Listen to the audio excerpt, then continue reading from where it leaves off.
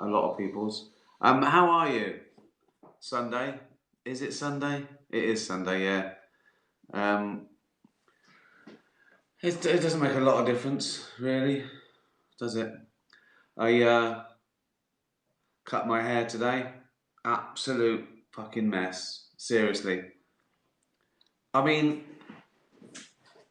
I tried it with like scissors. I tried sort of like combing it up so it stuck up and then cutting it. I used a similar method to when I tried to make a pair of trousers out of curtains. I just cut the shape of the trousers. I did the same with that. So I thought, I don't know. And then I thought, oh, fucking go shorter. You know, like in the comedy sketch where you cut the leg on the chair and then the others are too long, so you have to cut them up, and then you cut them too. It was like that. It got shorter and shorter. And then I just tried it with my beard trimmer. So I put it on extra long, and and it doesn't work. I just hacked away at it. Oh god! So I've just sort of flattened it down. Oh, absolute shite. Where are you? Where are you watching from around the world? Um, Bowie is a one-off. I agree. It looks great. Cheers. Hello from Italy. Um, everyone laughing at my hair. Thanks very much. Canada. Wisconsin. From Arkansas. Uh, so, yes. Um, I I understand that supergroup, Ground Control, did a little bit of Chubby Little Loser at the Bowie concert. I haven't seen the clip yet. Right, should we do some questions? Why not? That's what this is all about. I don't know what this is about anymore. It just seems like something you have to do, like brush your teeth. I know what that's for. To keep your teeth. I don't know what this is for anymore. I sort of quite look forward to it. Loads of questions. I don't even advertise it anymore because we'll get too many questions. But I'll try and get through some of them. Something to do, isn't it? It's something to do. I remember me and David Bowie. We sort of interviewed each other for Time Out New York when he'd wrote me in to do the Highline Festival for him when I played Madison Square Garden, and we asked each other questions. And one question I asked him was, "Why do you still do this?" And his answer was, "To stave off the boredom before death." To stave off the boredom before death. Great, that, isn't it? Right, here we go. Let's stave off the boredom before death. Riggy Rosie asks, you wake up to find your... Oh, here we go. You wake up to find your ears have fallen off and cannot be reattached. That's the look. They cannot be reattached. It's going, doctor, can you put these on? It's going, no. No. Why not? The rules. The doctor selected... Right, okay. Right, these are the options, right? What would you choose? Elephant ears, bunny ears, floppy spaniel ears, like mine. Oh, is Riggy Rosie a dog? Oh, this starts to make... Okay. Gills? Gills? Or cat ears? Well, gills aren't ears. They're more like lungs. You can't suddenly have... Would you rather have elephant ears, bunny ears, spaniel ears, or a trunk? It doesn't make sense. How did gills sneak in there? What the fuck? Cat ears are good. Bunny ears, too big. Elephant ears, no, silly. Not on an elephant. No offence to any elephant. They look good on you guys. They look great on you. Spaniel ears. I do love it. I do love a spaniel ear. I might have to go with cat ears because they're sort of slightly more discreet. They don't give the game away so much. I do love an in-between ear on a dog. You know, if you cross a Labrador with a German Shepherd, and the ears don't know whether to go up or down. I do like that. But I think I'd have to choose cat's ears. Thanks for your question. Tony, who has been the best band or artist that you've ever seen play live? Oh, that's too hard. Oh, that's too hard. Well, Bowie's up there, obviously. I've seen him a few times. I don't think I could pick one. Maybe the first time, or maybe the sort of the little VIP. And then I saw him at Wembley, and it was amazing. Look, it's Bowie's up there. I couldn't be specific with him. Kate Bush is up there. I've only seen her once, and it was amazing. It was mind blowing. Bruce Springsteen in a little. I watched him from backstage. I was on the same bill as him at a little benefit concert, and he did. What did he do? I think he did an acoustic version of Thunder Road. I think he might have done Down to the River, and anyway. I think overall, because every time I've seen him, it's been amazing and different levels of amazing. It'd probably be Bowie, but I can't pick one. So yeah, Bowie. I think overall.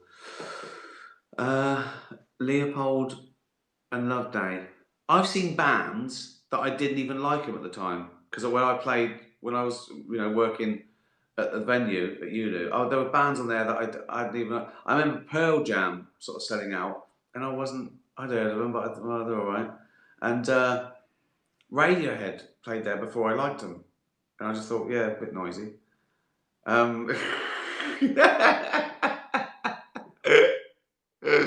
Oh dear. Leopold and Loveday. Do you ever try to communicate with other animals in their own language? Give Pickle a good meow or give a bark when you're excited to see dogs on the heath. Thanks for all you do. I don't. I usually communicate by doing that. Hello.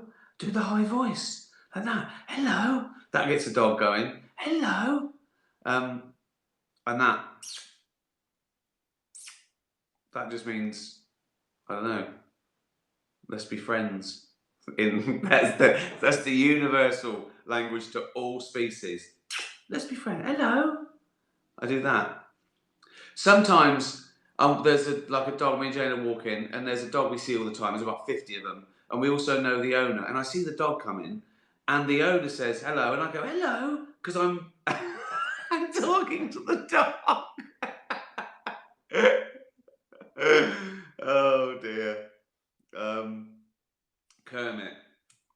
When writing Afterlife, personal feelings must have been crucial to the creative process. While acting out the heart-wrenching scenes, was the emotion we saw a result of you imagining actually losing Jane? No, because you've got to do it. Yeah, it's sort of different with acting. You don't really have to think back to where it came from. You're suddenly in the moment, so you're do it in character. You imagine this is real. You imagine that you're Tony, and but the writing, yes, obviously the whole thing sort of come from that, and then you get sort of more and more into character, if you know what I mean. But it's still got to be real. It's got to feel right. Everything's got to be right. The writing's got to be right. The words have got to be right. The other actors have got to be right, and then you can do it. Because you're never completely lost. If someone sort of walks past, it blows it a little bit. So the whole thing came from that, imagining that, and then you go more and more to imagining this is your real life. Does that make sense? It's so difficult, isn't it? Gunnar and Andy. Andy asks, why is there something rather than nothing? Right, okay, well I'm gonna answer this in good faith, like you really want to know, Andy. Well, first of all, why not? People think that it's mad that there's stuff, but why? Why isn't it mad that there was nothing? Imagine a universe of nothing. That would be odd as well, wouldn't it? You mean, and also the question why, it should be how. You don't mean why because there's no will.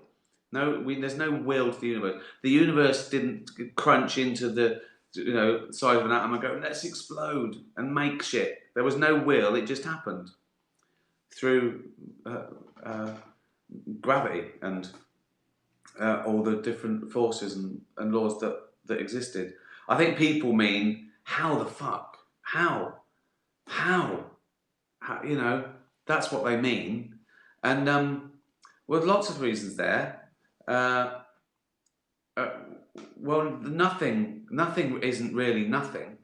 In fact, when people say, why is there something? Why isn't there a balance? Well, actually there is, because in general, the universe is an average of nothing. It's actually an average of nothing. Scientists will work this out, right? Because there's matter and antimatter. I mean, this might as well be magic, really, mightn't it? What I'm saying, but the answer is there just is. That you need lots more questions, really, but the answer is because there is. Why? I don't know why. I mean, it does seem weird that there's stuff, but I think it was just as weird. We wouldn't be here, obviously, so you can't imagine there being nothing. But there was once, or was there? And Gunnar's question is, what can I feed Andy, to stop him from tooting so much?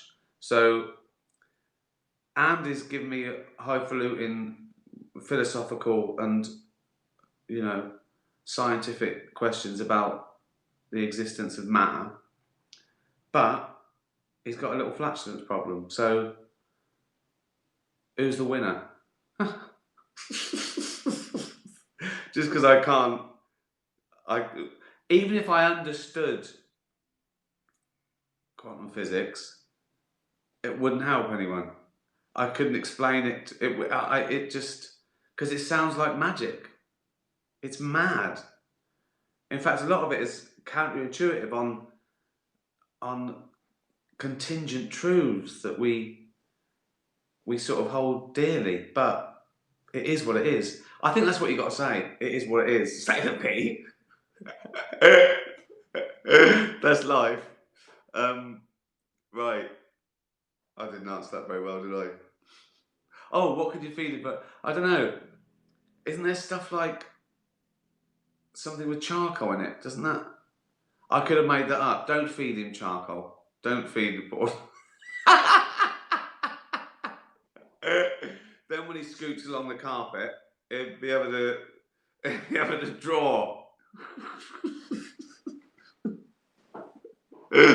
Oh God. Dogs giving me questions that are too hard. Artful Dodger.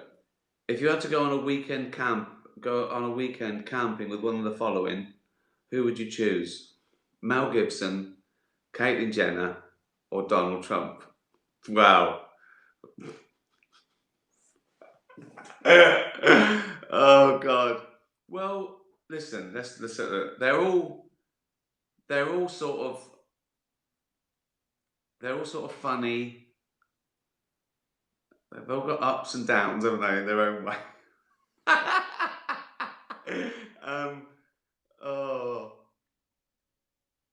I think I don't know. They'd all make me laugh. I think in different ways. They've all. Same as me. I can be funny and annoying. I don't know. So the question is, who would I have the best? I think I think I'd have to go Mel Gibson because I reckon he'd do all the work for me, wouldn't he? I go, oh, I can't pitch a 10. And he'd go, hey, I'll do that for you. And he'd do it, wouldn't he? It's Braveheart, isn't he? Um, and I suppose I suppose I could have a conversation with him about something, that's mutual. I'd talk to him about directing, I guess. Would I? Great, fantastic, fantastic choices there. Thanks, thanks, Artful Dodger. Oh dear, Bella. You wake up one day to find you've lost your voice and can only communicate in dog body language. So, given the choice, would you rather say hello to friends and strangers by sniffing their bottom or by licking their face? Well, I'm going to get beaten up whatever one I do. But it's got to be lick the face out of those, isn't it? Because I think I'll get less beaten up.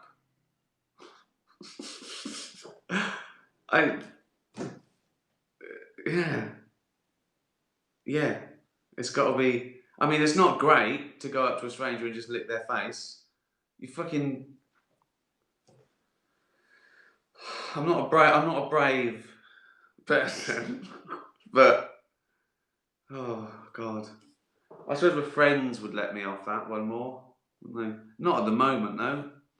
With COVID, I mean, neither of them are good at the moment, are they? You're too close. If you're licking a face or sniffing a bottom, you're too close. So lick the face because I think the other one might count as some sort of perversion.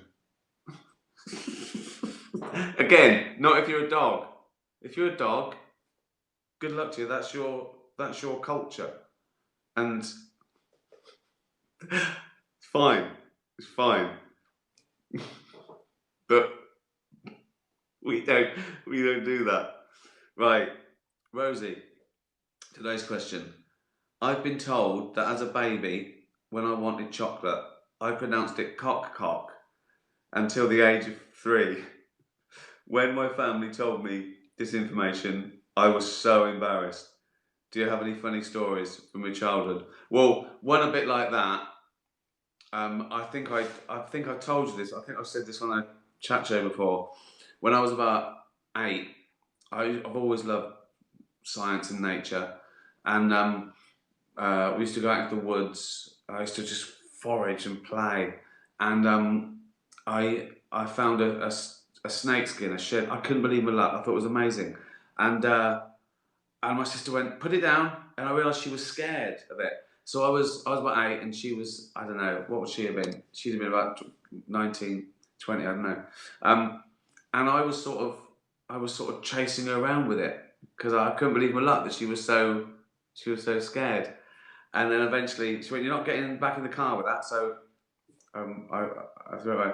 And then when I was about 18, and I was around with my mates, and we're sort of showing off, and I might have been winding her up, and she decided to tell me in front of all my mates that what I'd actually been running around with was a used condom.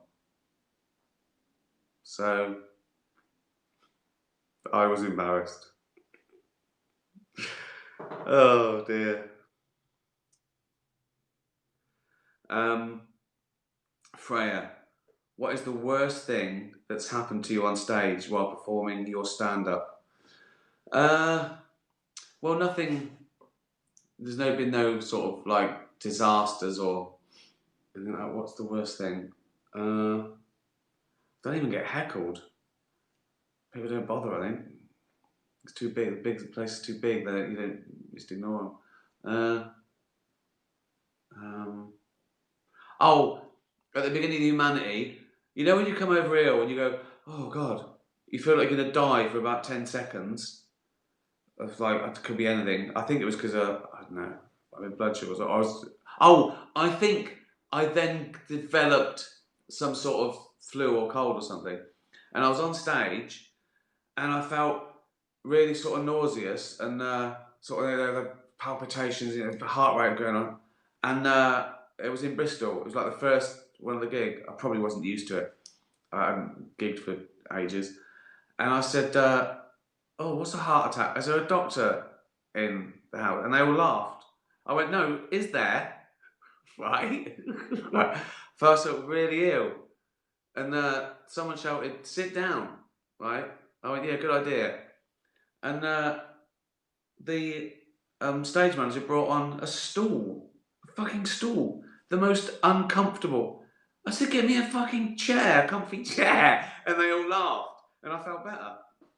And then someone said, someone shouted, I said, "What?" He said, "Oh, they're a doctor," and I went, "Oh, uh, they said something." I said, something about how do you know it's a heart attack? And I said something, and I shouted. I said, "Oh, don't get up, stay there, like, right?" And then I was fine. I was fine, but that's probably that's a bit off-putting. Thinking, am I having a stroke or a heart attack? Of course, I wasn't. So that's probably the worst thing, I think. And that wasn't that bad, was it? Oh dear. Gene, if your agent quit and you can't find another one, how would you handle your own career? Well, no disrespect to my agent and agents. I do. I always have. I've always made all my own decisions. You know, your agent is someone who negotiates the deal with lawyers and fields calls, and they put them to me, and I decide what I do and what I don't do. I think you're probably thinking of a manager. A manager sometimes tries to plan careers. I've never had a manager. You have to pay them twice. You have to pay your agent and the manager. I'm not doing that.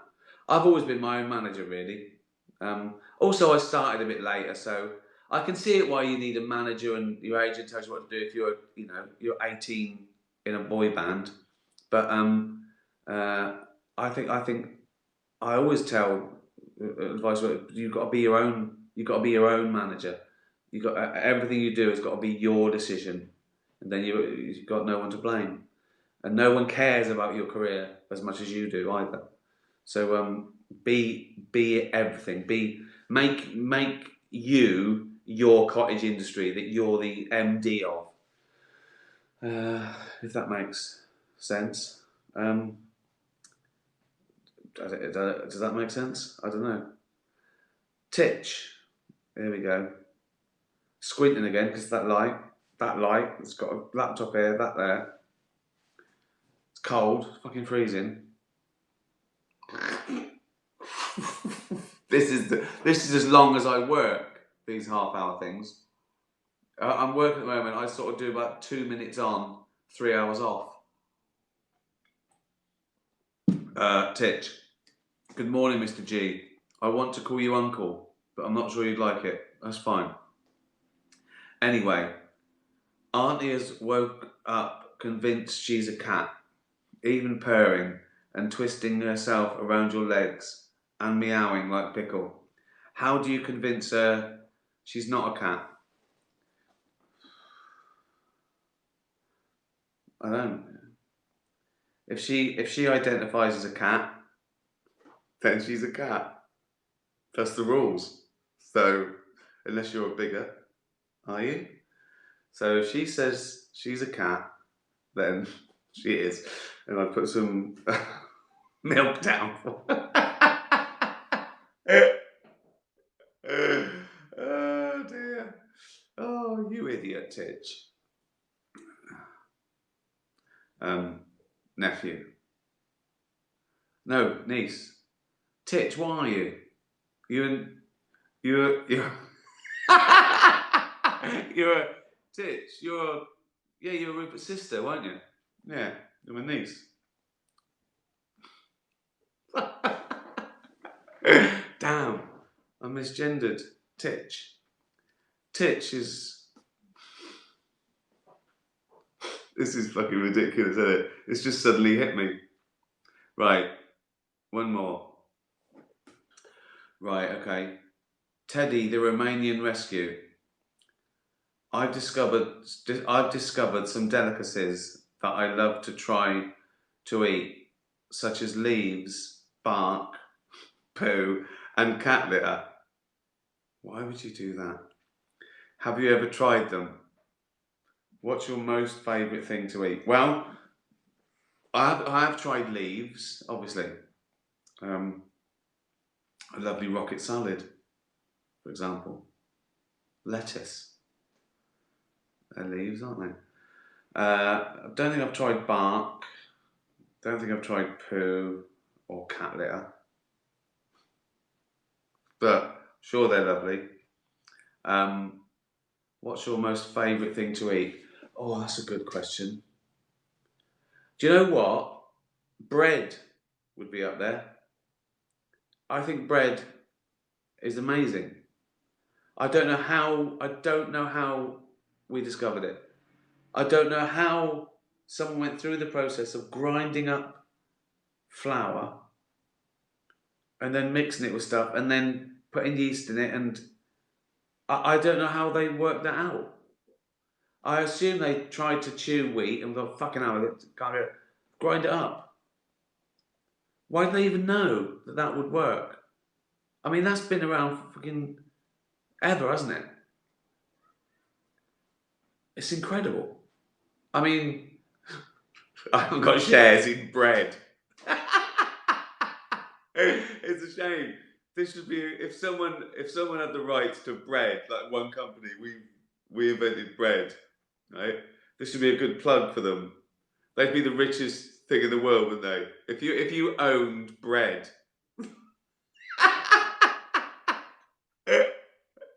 You can't buy the rights to bread. Yeah, I do love a lovely bit of bread.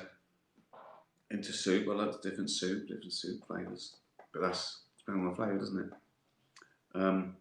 I think I like flavours. I like strong. I want the. You know, like when you have had a bag of crisps, right, or anything like that, right? And then there's all the dust at the bottom. That's the monosodium. You've got all the salt, all the flavour, and that's turbo. And you do that, and you go fucking out. That's what I want all the time. I want all my food to be the equivalent of the dust at the bottom of anything. I want, strong flavours in wine, cheese. That's what I think that's, and it's sort of, I suppose you push the boundaries. It becomes addictive. You want to more and more. Can I have a mild cheddar? No, I don't want a fucking mild cheddar. Why? No. So I like strong flavours. I like that feeling, that salt or savoury. Not so keen on sour. Thanks for asking. Sweet, big fan. Big fan of sweet. What a load of bollocks that was. Seriously though. Thanks for watching. What can I say? Thanks for following. Thanks for helping me with the campaigns I do. And don't buy dogs online. Don't sell dogs online. Give them to a rescue centre. Don't buy dogs online. Go to a rescue centre. Otherwise, it's a vicious circle. You don't know where they've come from. Some of them are inbred. Some of them are ill. They haven't had the injections. They haven't had you don't know what they're doing. Some people get rid of them because they got them from someone else and it wasn't right, and it continues. So they sort it all out. They get their injections. They get it to a good home. Always get a rescue. Siri, buy Life on the Road by David Brent. Alexa, buy Life on the Road by David Brent. Alexa, play Lady Gypsy. by David Brent. Right. Thanks very much. Be nice to animals. Tatty bye, everyone. Tatty bye.